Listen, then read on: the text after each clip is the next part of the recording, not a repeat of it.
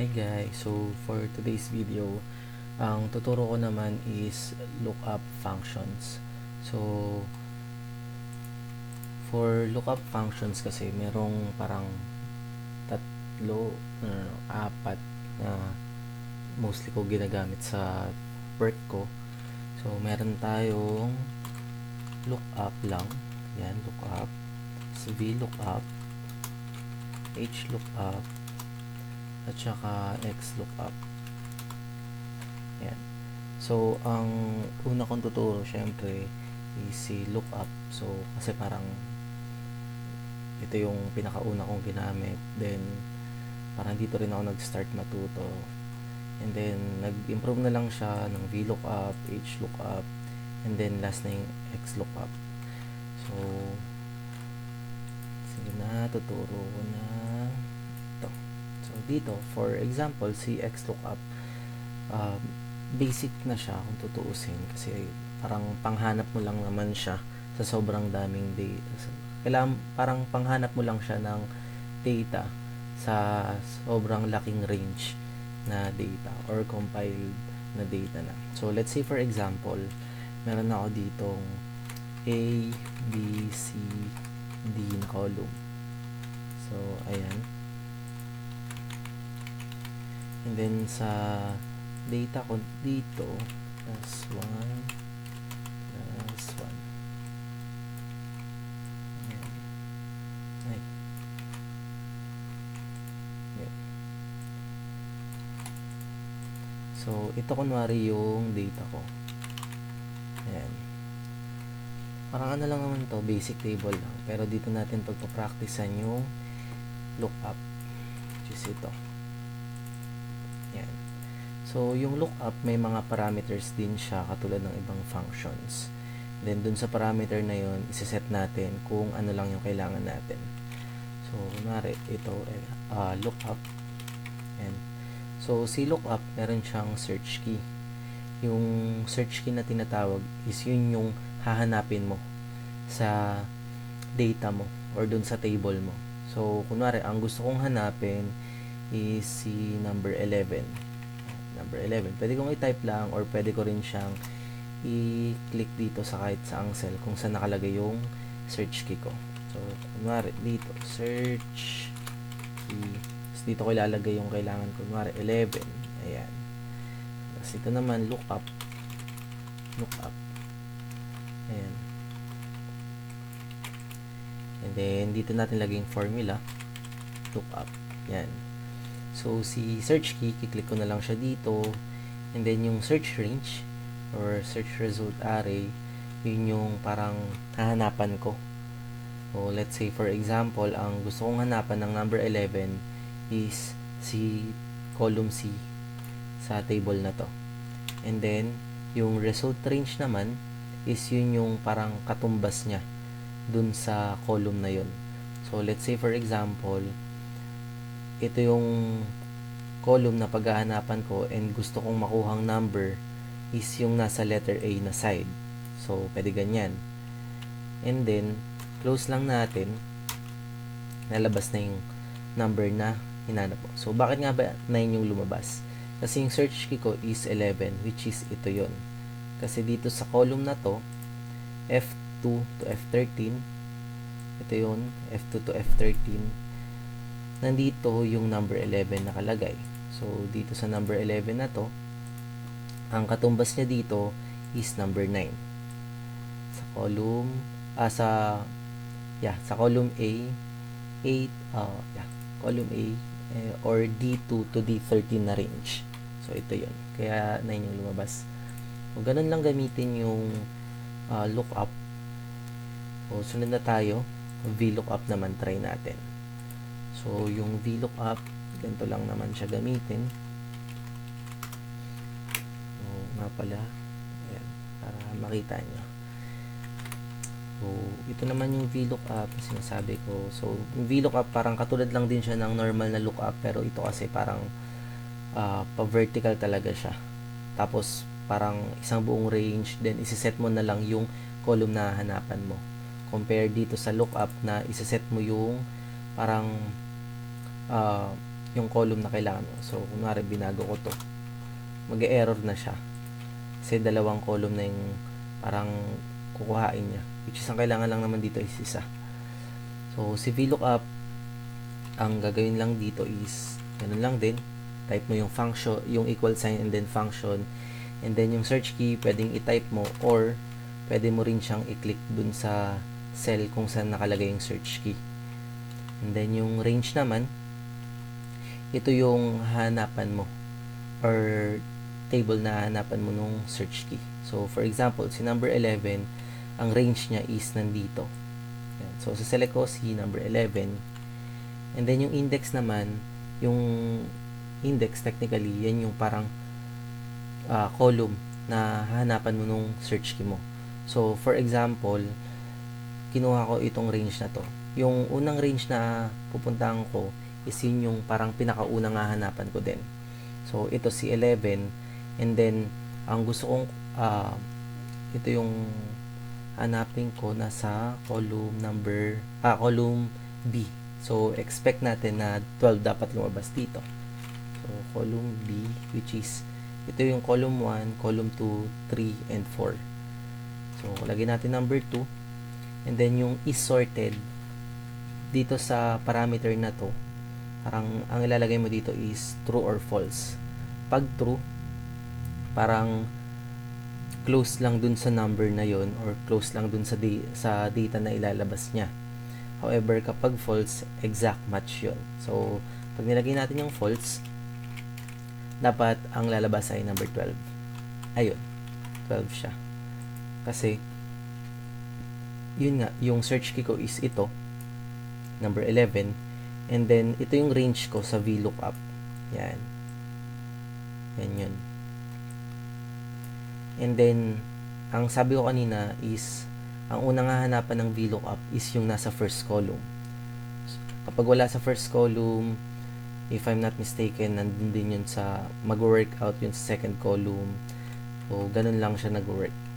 So, dahil dito, nakita ni VLOOKUP na nandito yung number 11, ang kinuha niya is yung nasa column 2, which is si number 12. Kasi ang sinet natin na number, or yung, parang result array niya is nasa column 2. Yan. Kasi ito yung column 1, column 2, 3, and 4. So, ganun lang nag-work si VLOOKUP. Then, para naman si HLOOKUP. So, si HLOOKUP, medyo ano siya, medyo tricky siya nung una sa akin. Pero, ayun nga, parang magigets mo na lang din siya kapag inaraw-araw mo yung paggamit ng mga functions na to. So, paano gamitin si HLOOKUP? So, basic lang yan. HLOOKUP, yan. So, pwedeng baguhin natin to. Bakit siya nag-error? Kasi, dito sa, yung, nga pala, kapag yung number na yun is hindi nakita dun sa HLOOKUP, or I mean sa lookup, magkakaroon siya ng error na ganito. Same with other lookups naman. Pero sa XLOOKUP, parang pwede nating iset kung ano yung gusto nating lumabas instead na error. So, mamaya natin pag-usapan yun. So, for now, kasi explain ko lang din bakit siya nag-error. Kasi dito, ang sinet natin is J1, search key, check. Then yung F2 to F13, ito yung hahanapan, di ba? Ito yung search range. So, wala naman tayong makikita dito na number 1 lang, like this one. So, kaya siya nag-error. Kaya nag-NA yun. So, ganun lang siya. So, set natin ng number 3.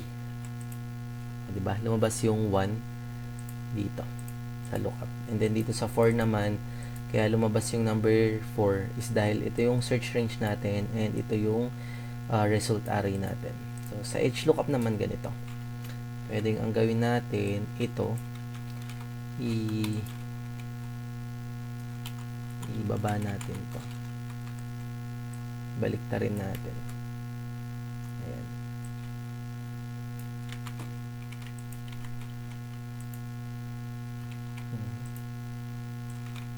Ayan, for example, ganyan.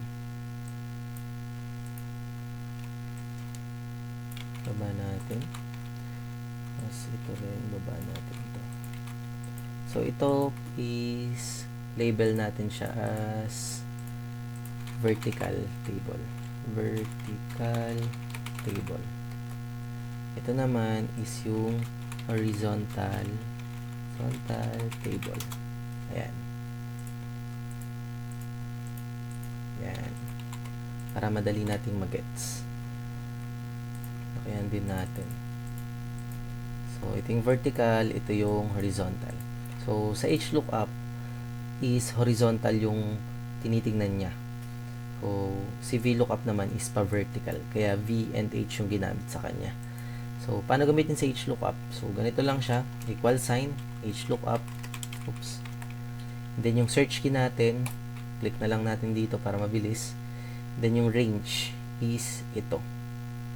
Ito yung range na yun. Range.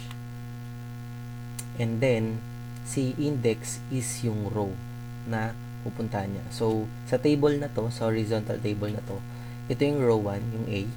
Yung row 2 is B, then 3, and then 4 yung letter D. So, sabihin natin for example na ang gusto ko makuha is itong nasa C na row. Lahat ng numbers dito sa C. So, lalagay ko lang dyan is number 3. Tapos naman, same lang din sa VLOOKUP. Yung 0 or yung false is exact match. And then yung true naman is yung parang approximate lang or close dun sa ilookup natin. So, dahil gusto ko nung exact match, false na lang natin yan. Pwede rin naman true, depende sa inyo. So, yan, 5. Bakit 5 yung lumabas dyan? Oops. Dito kasi sa ano natin na to, sa formula natin, kung makikita nyo, yung search natin number 3, tapos yung range natin ay nga itong horizontal table na to. So, yung search key na to is ang hanapin niya sa row 3, which is 1, 2, 3 dito. And then yung yung J1 dito or yung search key, ang hanapin niya is yung nandito sa first row, which is ito, si number 3. And then, yung number 3 naman dito, ang hahanapin niya is yung row, which is dito sa row na to. So, pag pinag-match natin siya dito, tas ito, diniretso natin, 5 yung lalabas sa kanya, kaya 5 yung nakuha natin dito. So, ganun lang gamitin si HLOOKUP. So, diba, sobrang dali lang niya gamitin. So, kapag inaraw-araw niyo din naman to gamitin, same lang din siya ng maging result sa paggamit niyo ng ibang functions. Magagamay niyo siya more on, makagawa kayo ng mga project or files na parang magamit niyo sa pang-araw-araw like me. So, next na tayo, XLOOKUP.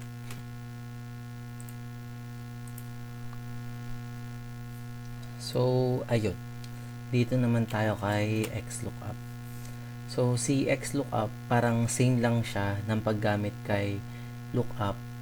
However, kasi dito kay XLOOKUP, marami siyang other like additional na add-ons, mga ganon.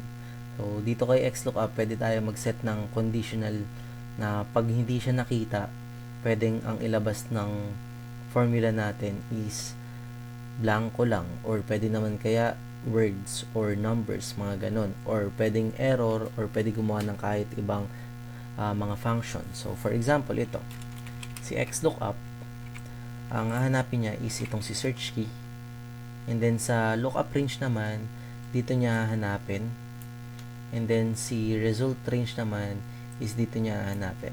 So, di ba, parang katulad lang din siya ni ito. Katulad lang din siya ni lookup na pwede mo siyang gamitin sa vertical, mga ganun. So, wait lang. Pakita ko sa inyo. Ayan. So, di ba, parang wala siyang pinagkaiba. Dito, parang ito yung search range kanina. Ito yung search key, ito yung search range. Same din dito. Ito yung search key, ito yung search range. And then, itong dalawang to, nasa dulo, yan yung mga search result or ano yung mga ilalabas niya. So, So, dito sa XLOOKUP, sabi ko nga sa inyo, kapag hindi nakita yung number, pwede tayo mag-set ng condition kung ano ilalabas niya. So, dyan papasok yung missing value. So, yung missing value, pwede natin gawing word na like, let's say for example, ang gusto kong ilabas is Darren. Darren na word. Then, kapag nilagay ko dito is 0, ang lalabas sa kanya is Darren. Kasi ang sinet natin sa kanya na parang condition na kapag hindi nakita yung hinahanap niya, is Darren yung lalabas. So, ganun lang gamitin yung XLOOKUP. So, meron pa siyang other parameters, match mode and search mode. Kung I think for those two, hindi ko naman siya masyado ginagamit. Depende na lang talaga sa pangangailangan ko. Pero I suggest if you really wanna know, try nyo siyang i-google or parang gawin yung exercise yon kung paano nga ba gamitin yon, yung dalawang parameter na yon, which is yung match mode and yung search mode. Alright? So, if may question kayo or if you think nakahelp ako, hope you really learn from this video. I think that's it. Well then, goodbye guys and have a great day.